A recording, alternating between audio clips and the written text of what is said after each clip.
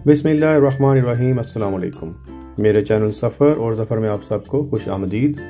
तो जनाब, एक नए सफ़र की शुरुआत है। तो इंशाल्लाह आज की वीडियो में मैं आपके साथ शेयर करूंगा कि अगर आपने बज़रिया फेरी अपनी गाड़ी पर यूके से यूरोप जाना हो तो उसका क्या तरीका है। अभी थोड़ी ही देर में हम यहाँ हाई वेकम यूके से रवाना होंगे। सुबह का वक्त है। तो यहाँ से हम पहले डोवर जाएंगे, जहाँ से आपको फेरी मिलती है फ्रांस के लिए। तो साथ रहिएगा और वीडियो को एंड तक देखिएगा।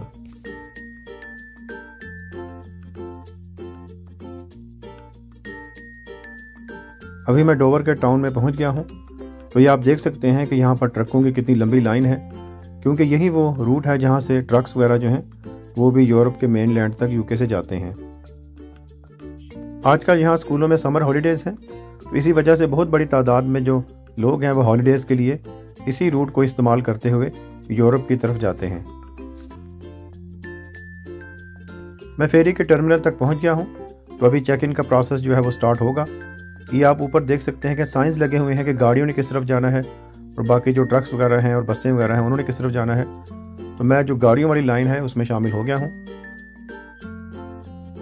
तो अभी लगता है कि यहाँ पर कुछ देर इंतज़ार करना पड़ेगा, क्योंकि आप देख सकते हैं कि आज यहाँ पर काफ़ी ज़्यादा रश है। यहाँ पर आप देख सकते हैं कि बाइकर्स का ग्रुप है। तो लोग जो हैं यहाँ पर बाइक्स पर भी जाते हैं, हत्ता कि मैंने कुछ लोग देखे हैं जो कि साइकिल्स पर भी सवार होकर यहाँ से अभी फेरी पर सवार होकर यूरोप की तरफ जाएंगे। तो जैसे जैसे आगे मराहिल आते जाएंगे मैं आपके साथ उनकी तफासील जो है वो शेयर करता जाऊँगा। आज क्योंकि यहाँ पर काफ़ी ज़्यादा रश है तो बहुत आहिस्ता आहिस्ता जो गाड़ियाँ हैं वो मूव हो रही हैं। तो तकरीबन अभी मैं वहाँ तक पहुँच गया हूँ जहाँ पर कि हमारे पासपोर्ट्स वगैरह चेक होंगे। ये सामने आप देख सकते हैं कि गाड़ियों के लिए फिर ट्रक्स के लिए जो पासपोर्ट चेक्स हैं उनके मुख्तलिफ काउंटर्स बने हुए हैं।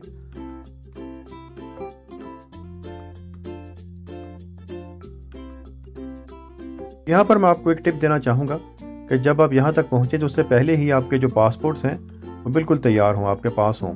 ऐसा ना हो कि आप बिल्कुल वो काउंटर तक पहुँचें तो आपको पता चले कि आपके जो पासपोर्ट्स हैं वो तो पीछे सामान में पड़े हुए हैं और फिर आप उनको ढूंढने लग जाएं।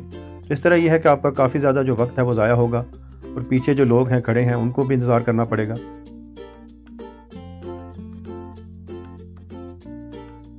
पासपोर्ट्स का मरहला जो है वो तय हो गया है।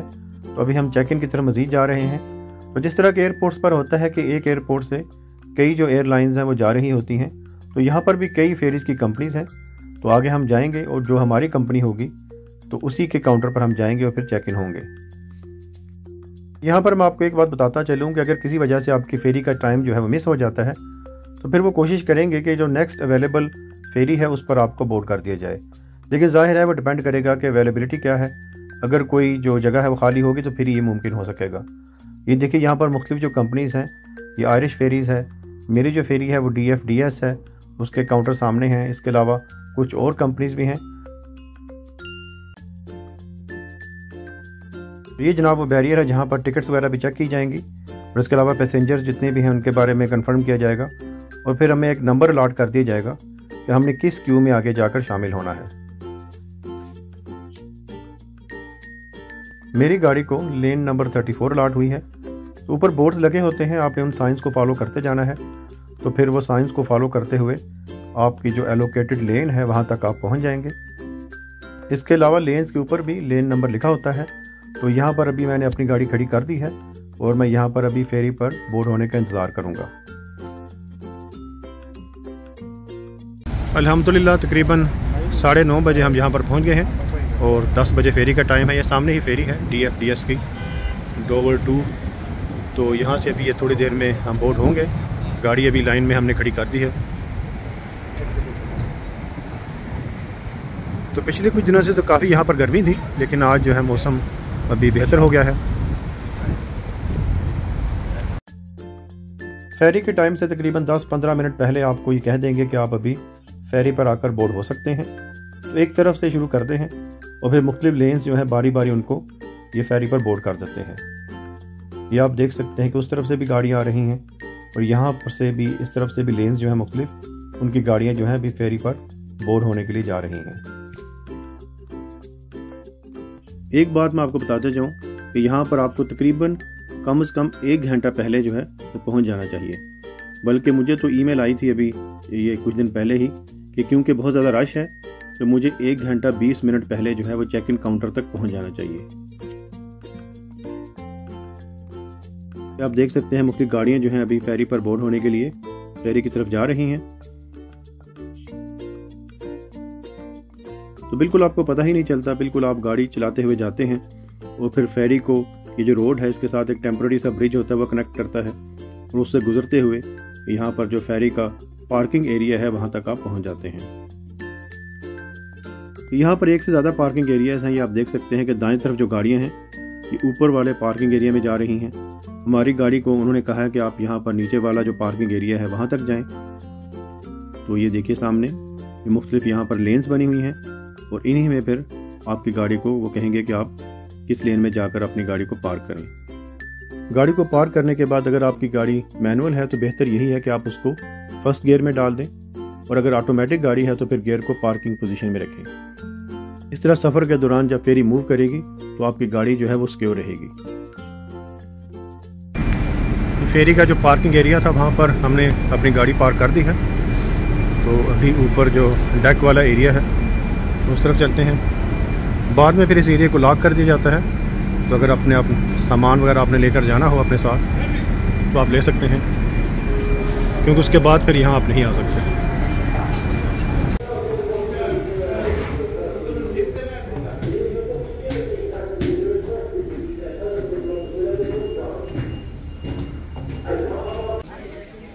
गाड़ी को पार्क करने के बाद मैं सीढ़ियों के ज़रिए ये ऊपर डेक वाले एरिया में आ गया हूँ। तो यहाँ पर 2 डेक हैं, एक ये वाला है, इसके ऊपर भी एक डेक है और यहाँ पर आप देख सकते हैं कि सीट्स वगैरह लगी हुई हैं। तो असल में ये रेस्टोरेंट है, तो यहाँ से आप खाना वगैरह भी ले सकते हैं, फिर यहाँ पर बैठ सकते हैं। तो ये देखिए जनाब, यहाँ पर मुख्तलिफ शॉप्स हैं और ये ड्यूटी फ्री एरिया भी है। तो जब फेरी एक दफ़ा रवाना हो जाती है, जो पार्किंग का एरिया है जहाँ पर आपने गाड़ी पार्क की होती है, तो उस एरिया में दोबारा आपको जाने की इजाज़त नहीं होती। इसीलिए इस बात को ज़रूर जहन में रखें कि जो भी आपको चीज़ें चाहिए हों सफ़र के दौरान, अगर आपकी कोई मेडिसिन वगैरह हैं या पानी है या खाने पीने की कुछ अशिया आप साथ लेकर आए हैं, उनको आप गाड़ी से निकाल लें ताकि फिर आपको बाद में कोई मसला ना हो।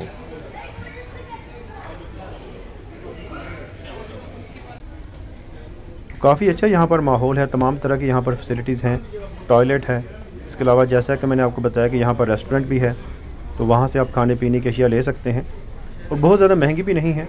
जितना बाहर आपको खाने पीने की कोई चीज़ मिलती है 10-12 पाउंड में, तो यहाँ पर भी उतने का आपको एक मील मिल जाता है। ये आप देख सकते हैं कि इस फ्लोर पर रेस्टोरेंट है। इसके अलावा कॉफ़ी मशीन भी है जहाँ से आप कॉफ़ी वगैरह ले सकते हैं और कार्ड भी यहाँ पर एक्सेप्ट किया जाता है। इसके अलावा कैश भी आप उसके थ्रू भी पे कर सकते हैं। ये मुख्तलिफ ड्रिंक्स वगैरह हैं, सैंडविचेस वगैरह हैं। तो खाने पीने का यहाँ पर कोई मसला नहीं है, लेकिन एक अलबत्ता मसला है कि ये जो रेस्टोरेंट है यहाँ पर चीज़ें जो हैं वो जल्दी ख़त्म हो जाती हैं। तो ये आप लाइन देखिए कितनी लंबी यहाँ पर लाइन है। तो बाद में फिर आपको थोड़ी देर बाद ही रेस्टोरेंट बंद मिलेगा और आपको शायद खाने पीने की अशिया जो फ्रेश हैं वो नहीं मिले। और ये आप देखिए मुख्तलिफ जो आइसक्रीम्स वगैरह हैं ये तो आपको बाद में भी शायद मिल जाए। वही सिटिंग एरिया आप देखिए, तो काफ़ी यहाँ पर बड़ा एरिया है और ये जो सीट्स हैं इनको आपको बुक नहीं करना पड़ता। आप पहले आएँ और अगर आप पहले पहुँच गए हैं तो इन सीटों पर आप बैठ सकते हैं। इसके अलावा यहाँ पर एक VIP एरिया भी है, तो उसके लिए आपको अलहदा से पैसे देने पड़ते हैं। उनका थोड़ा सा आप कह लीजिए कि VIP लाउंज है, वहाँ पर खाने पीने की अशिया भी होती हैं।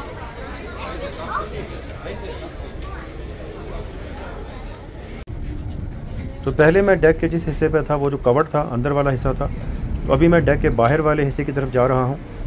तो यहाँ पर आप देख सकते हैं कि यहाँ पर भी सीट्स वगैरह लगी हुई हैं। तो अगर आपको अंदर जगह नहीं मिलती तो यहाँ पर आकर आप बैठ सकते हैं। अगर तो मौसम खुशगवार है फिर तो ये जगह बेस्ट है, यहाँ पर आप बैठ सकते हैं, समंदर के व्यूज़ देख सकते हैं। लेकिन अगर मौसम सर्द है, बारिश वगैरह है और ठंड है, तो फिर आपको सफ़र के दौरान यहाँ पर काफ़ी ज़्यादा हवा लगेगी, ठंड लगेगी। उस सूरत में बेहतर यही है कि आप अंदर जो डेक का एरिया है वहाँ पर बैठें। अभी मैं आपको थोड़ी सी जनरल इन्फॉर्मेशन देता हूँ कि आपने यहाँ से डोवर की पोर्ट से किस तरह ट्रैवल करना है। तो डोवर की जो पोर्ट है यहाँ से 2 तरफ फेरीज जाती हैं फ्रांस के 2 शहरों की तरफ। एक कैले जाती है और एक जो फेरी है वो डनक्रिक जाती है।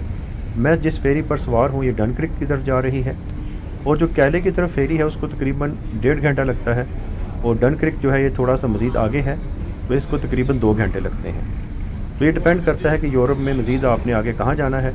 अगर तो आपने साउथ की तरफ जाना है या सामने स्विट्ज़रलैंड वगैरह की तरफ जाना है तो फिर हो सकता है कैले आपको ज़्यादा बेहतर पड़े, लेकिन अगर आपने जर्मनी की तरफ, हॉलैंड की तरफ जाना है तो फिर डनक्रिक जो है वो भी बेहतर रहेगा। सामने आप देखिए यूके के साहिल का बहुत ही खूबसूरत मंजर, चाक की बनी हुई ये पहाड़ियाँ हैं। तो भी थोड़ी ही देर में फेरी जो है वो यहाँ से रवाना होगी।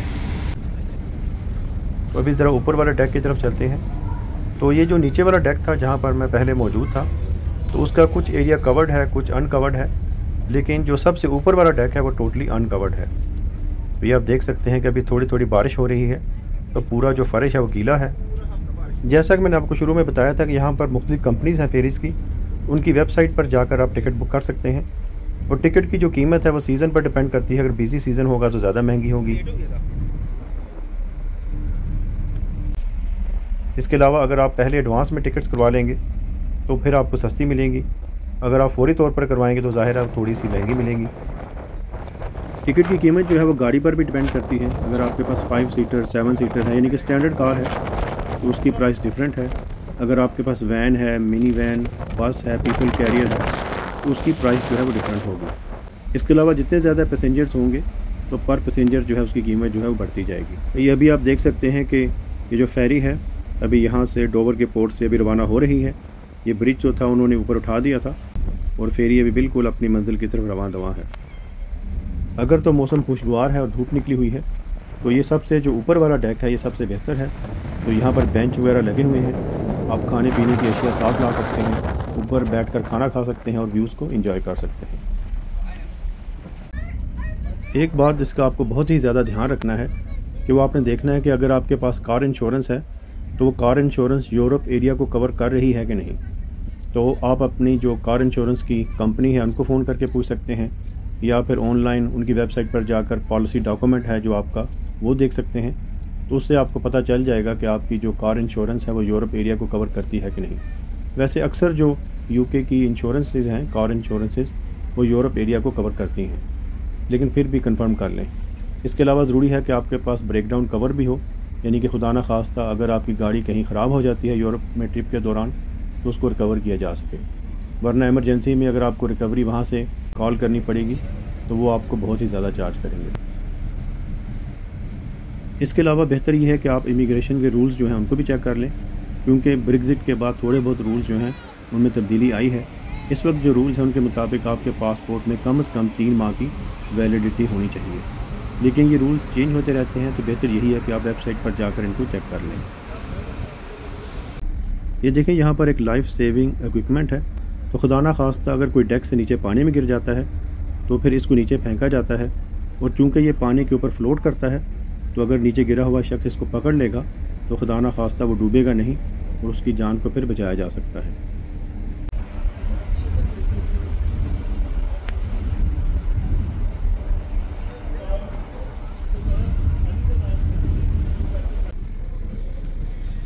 इस जगह पर लाइफ सेविंग बोट है, तो ये इमरजेंसी की सूरत में इस्तेमाल की जाती है। खुदा ना खास्ता अगर जहाज़ को कोई ख़तरा हो और लोगों को बचाना हो तो फिर ये जो बोट है लाइफ सेविंग बोट, इसका इस्तेमाल किया जाता है। और ये शायद इसका इंजन है या मोटर है जिसके थ्रू ये चलती होगी। यहाँ पर जो अमला है उसको ज़ाहिर है कि इसकी ट्रेनिंग वगैरह दी जाती होगी कि किस तरह एमरजेंसी के सूरत हाल में लोगों को इस बोट के ज़रिए रिकवर करना है। और इस फेरी पर मैंने देखा है कि इस तरह की कई यहाँ पर बोट्स जो हैं वो मौजूद हैं। तो ये देखें जनाब, सामने बहुत ही खूबसूरत मंजर है और फ्रांस का जो साहिल है वो नज़र आना शुरू हो गया है। और मेरा ख्याल है तकरीबन 15-20 मिनट में इंशाल्लाह हम जो डनक्रिक की पोर्ट है वहाँ तक पहुँच जाएंगे। इस वक्त यहाँ पर बहुत ही तेज़ हवा चल रही है, शायद आपको इसकी आवाज़ भी आ रही हो, लेकिन बहुत ही खूबसूरत मंजर है, ये आप सामने देख सकते हैं। एक और चीज़ जो कि ज़रूरी है वो ये है कि आपकी गाड़ी के पीछे यूके का स्टिकर लगा होना चाहिए। ये स्टिकर आपको मुख्तलिफ स्टोर से या आप ईबे से भी ख़रीद सकते हैं, वहाँ से मिल जाएगा। तो ये स्टिकर आप लें तो इसको आप गाड़ी की जो पिछली विंडो है वहाँ पर लगा सकते हैं, या पर किसी भी गाड़ी की जो पिछली वाली जगह है वहाँ पर आप इसको चस्पा कर सकते हैं। अभी हम अपनी गाड़ी की तरफ जा रहे हैं और ये देखिए जनाब, यहाँ पर मुख्तलिफ झंडे हैं और उनमें पाकिस्तान का झंडा भी है। अल्हम्दुलिल्लाह हम डन क्रीक की पोर्ट तक पहुँच गए हैं। तो अभी हम फेरी से नीचे उतर रहे हैं और मज़ीद आगे जो यूरोप में सफ़र है वो गाड़ी के थ्रू ही होगा। यूके में लेफ़्ट हैंड ड्राइव है और यूरोप में राइट हैंड ड्राइव है। तो जब आप यहाँ पर आते हैं तो थोड़ी सी मुश्किल पेश आती है, शुरू में थोड़ी सी कन्फ्यूजन होती है, लेकिन जल्द ही आप एडजस्ट हो जाते हैं और ज़्यादा मसला नहीं होता।